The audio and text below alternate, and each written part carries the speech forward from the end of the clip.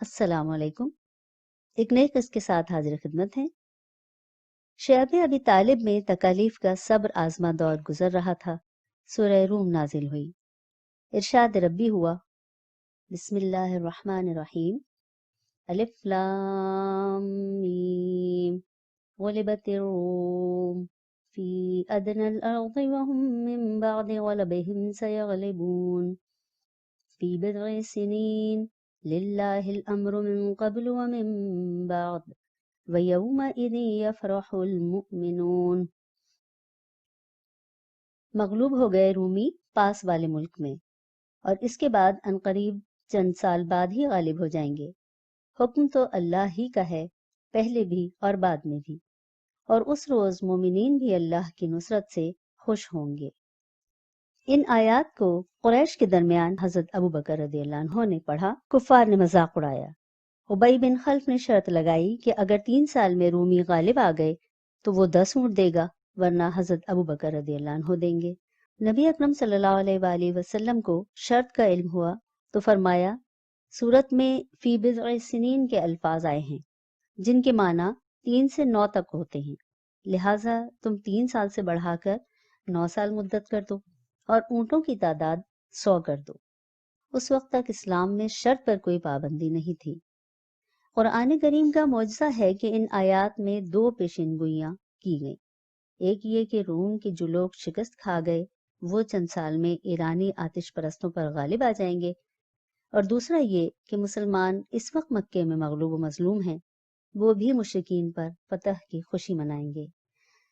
اس پیشگوئی کو 7 سال گزرے کہ رومی فاتح ہو گئے، اور یہ ٹھیک وہ وقت تھا جب بدر کے میدان میں مسلمانوں نے مشرکین مکہ کو عبرتناک شکست دی اور مسلمانوں نے خوشی منائی۔ ابی بن خلف کے بیٹوں نے اس شرط کے بدلے 100 اونٹ دیے، مگر اس وقت جوا حرام ہو چکا تھا۔ نبی اکرم صلی اللہ علیہ وآلہ وسلم نے حضرت صدیق اکبر رضی اللہ عنہ کو حکم دیا کہ وہ یہ اونٹ صدقہ کر دیں۔ شیب ابی طالب میں تیسرا سال تھا کہ نبی اکرم صلی اللہ علیہ وآلہ وسلم نے حضرت ابو طالب کو بتایا کہ اللہ کے نام کے سوا اس ظالمانہ صحیفے میں کچھ باقی نہیں بچا۔ ادھر کفار کے اکثر سرداروں کو بھی اپنی غلطی پر پشیمانی ہوئی، اور انہوں نے آپس میں مشورہ کر کے حرم میں گفتگو کی، اے اہل مکہ، یہ کیا انصاف ہے کہ ہم مزے سے کھائیں پیئیں، شرابیں پیئیں، گھومیں پھریں اور بنی ہاشم کو روکیں۔ دوسرے لوگ بھی زور زور سے بولنے لگے۔ اتنے میں ابو طالب حرم میں داخل ہوئے اور فرمایا کہ مجھے میرے بھتیجے نے خبر دی ہے کہ اس عہد نامے میں سوائے اللہ کے نام کے ساری تحریر کو دیمک نے کھا لیا۔ کعبے کی چھت سے معاہدہ نکال کر کھولا گیا تو اس میں بسمک اللہم ہی لکھا ہوا باقی تھا۔ تمام لوگ ایک دوسرے کا منہ تکنے لگے اور عہد نامہ پارا پارا کر دیا گیا۔ شب سے نکل کر تمام محصورین اپنے گھروں کو چلے گئے۔ یہ نبوت کے 10ویں سال کے شروع کے دن تھے۔ نبی اکرم صلی اللہ علیہ وآلہ وسلم اس حال میں بھی خفیہ دعوت و تبلیغ کا فرض انجام دیتے رہے۔ وحی کا نزول ہوتا رہا، اطراف مکہ کے قریب کی بستیوں میں جا کر اللہ کا پیغام پہنچاتے۔ شیب سے باہر آنے کے تقریباً 6 ماہ بعد حضرت ابو طالب بیمار ہوئے۔ بخاری اور مسلم میں ہے کہ جب ابو طالب کا انتقال ہونے لگا تو نبی مکرم صلی اللہ علیہ وسلم تشریف لائے اور فرمایا، چچا ایک مرتبہ لا الہ الا اللہ کہہ دیجئے تاکہ اللہ کے سامنے آپ کی شفاعت کے لیے حجت ہو۔ ابو جہل اور ابن امیہ پاس بیٹھے تھے۔ بولے، کیا عبد المطلب کی ملت چھوڑتے ہو؟ وہ بولے، میں عبد المطلب کے دین پر ہوں۔ مرنے سے پہلے قبیلے کو وصیت کی کہ محمد صلی اللہ علیہ وآلہ وسلم کے ساتھ بھلائی سے پیش آتے رہیں اور ان کے حکم کی پیروی کریں۔ نبی علیہ السلام نے فرمایا، چچا ان کو نصیحت کر رہے ہیں اور خود؟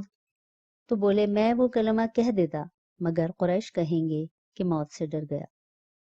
حضرت ابو طالب کے انتقال کے تھوڑے ہی دن بعد وفا کی پیکر مونس و غمگسار شریک حیات بی بی خدیجہ رضی اللہ تعالی عنہا کی رحلت ہو گئی 11 رمضان 10 نبوی کو۔ یہ صدمہ بڑا سخت تھا۔ نبی پاک صلی اللہ علیہ وآلہ وسلم نے ہمیشہ ان کی تعریف کی 25 سال تک بی بی خدیجہ رضی اللہ عنہا آپ علیہ السلام کی وزیر و مشیر تھیں۔ آپ رضی اللہ عنہا کی حیات میں نبی علیہ السلام نے دوسرا نکاح نہیں کیا۔ بی بی خدیجہ رضی اللہ عنہا کی وفات کے بعد بچیوں کی خبر گیری کرنے والا کوئی نہ تھا۔ حضور صلی اللہ علیہ وآلہ وسلم غمزدہ رہا کرتے۔ حضرت عثمان بن مظعون رضی اللہ عنہ کی زوجہ خولہ رضی اللہ عنہا نے نبی علیہ السلام سے عرض کی کہ اگر آپ نکاح کرنا پسند فرمائیں تو کنواری بی بی عائشہ اور بیوہ بی بی سودا دونوں موجود ہیں۔ نبی علیہ السلام نے فرمایا جاؤ ان کے پاس میرا ذکر کرو۔ خولہ حضرت ابو بکر رضی اللہ عنہ کے پاس گئی اور ذکر کیا۔ حضرت ابو بکر نے رشتہ قبول کر لیا اور بی بی عائشہ رضی اللہ عنہا سے نکاح ہوا۔ اس وقت آپ کی عمر تقریباً 6 سال تھی۔ رخصتی مدینہ طیبہ میں عمل میں آئی۔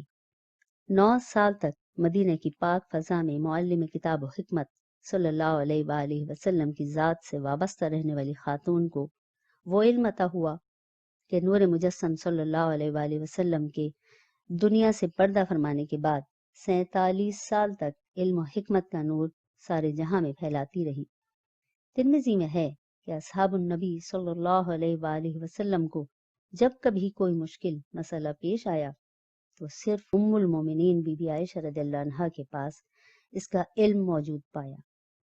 آپ سے 2210 احادیث روایت کی جاتی ہیں۔ اب 10 نبوت میں ہی بی بی سودا رضی اللہ عنہا سے نکاح ہوا۔ ان کی عمر 50 سال تھی۔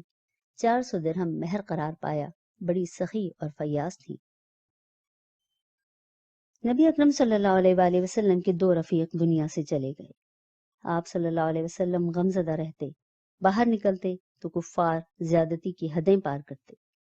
ایک بار ابو جہل نے پتھر سے ہلاک کرنے کی کوشش کی۔ ایک بدبخت نے چہرہ انور پر تھوک دیا۔ کعبے میں آپ صلی اللہ علیہ وآلہ وسلم کو ستایا جاتا۔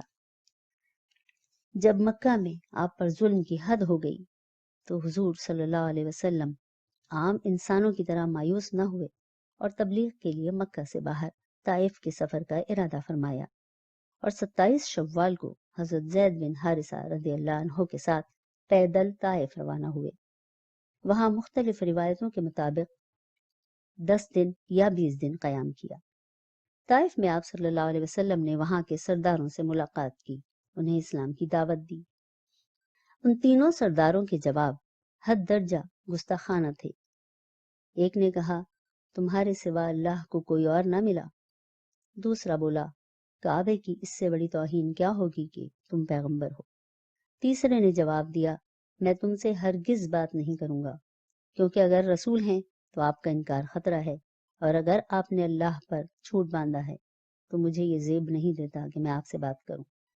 نبی مکرم صلی اللہ علیہ وآلہ وسلم وہاں سے اٹھے اور ان ظالموں سے فرمایا کہ میں چاہتا ہوں کہ ان خیالات کو اپنے تک ہی محدود رکھو، کیونکہ ایسا نہ ہو کہ دوسرے بھی گمراہ ہوں۔ ان بدبختوں نے نبی اکرم صلی اللہ علیہ وسلم کی یہ نصیحت بھی نہ مانی۔ ان کو اندیشہ ہوا کہ کہیں ان کے علاقے میں بھی لوگ بگڑ نہ جائیں۔ انہوں نے اوباشوں اور غلاموں کو حکم دیا کہ جہاں آپ صلی اللہ علیہ وآلہ وسلم تبلیغ و واز کریں وہاں آپ علیہ السلام کو پریشان کریں اور راستے میں پتھر پھینکیں۔ انہوں نے ایسا ہی کیا۔ حضرت زید بن حارثہ رضی اللہ عنہ دیوانہ وار آقا کے آگے آ جاتے، یہاں تک کہ ان کا سر پھٹ گیا۔ پتھروں سے حضور اکرم صلی اللہ علیہ وآلہ وسلم کے ہاتھ، پاؤں، جسم زخمی ہو گئے۔ ظالم 2-3 میل تک پتھر مارتے رہے، یہاں تک کہ پیارے نبی صلی اللہ علیہ وآلہ وسلم کے جوتے خون سے بھر گئے، یہاں تک کہ آپ صلی اللہ علیہ وآلہ وسلم بے ہوش ہو گئے۔ حضرت زید رضی اللہ عنہ پیارے آقا علیہ السلام کو پیٹھ پر اٹھا کر آبادی سے باہر لائے، ایک باغ میں پناہ لی جو سرداران مکہ عتبہ اور شیبہ کا تھا۔ حضرت زید رضی اللہ عنہ نے زخموں کو دھویا، کچھ سکون ہوا تو نبی اکرم صلی اللہ علیہ وآلہ وسلم نے اپنے رب کے آگے ہاتھ پھیلائے۔ الہی، اپنی بے وسی، بے سر و سامانی اور لوگوں کی نگاہوں میں بے قدری کی تجھی سے فریاد کرتا ہوں۔